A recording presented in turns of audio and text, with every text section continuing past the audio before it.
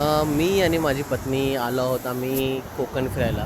आणि आमचा प्लॅन असा होता की 2 दिवस अलिबाग, 2 दिवस दिवेआगार आणि जवळपासचे स्पॉट्स कवर करायचे.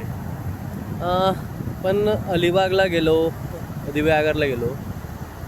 खूप क्राऊडेड प्लस खूप अस्वच्छ किनारपट्टी.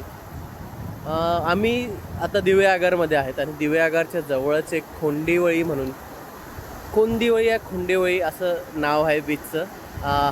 प्लीज माफ करा काही चुकीचं नाव बोललो असेल तर. खूपच स्वच्छ आणि सुंदर असा बीच आहे. तुम्ही बघू शकतात किती म्हणजे लेस क्राऊडेड, शांत. तुम्ही काही वॉटर स्पोर्ट ॲक्टिव्हिटी करू शकता इथे. आणि खेडेगावात वसलेला असा निसर्गाच्या सानिध्यात वसलेला हा असा बीच आहे. खूपच लेस क्राऊडेड, कमी दुकानं, कमी गर्दी.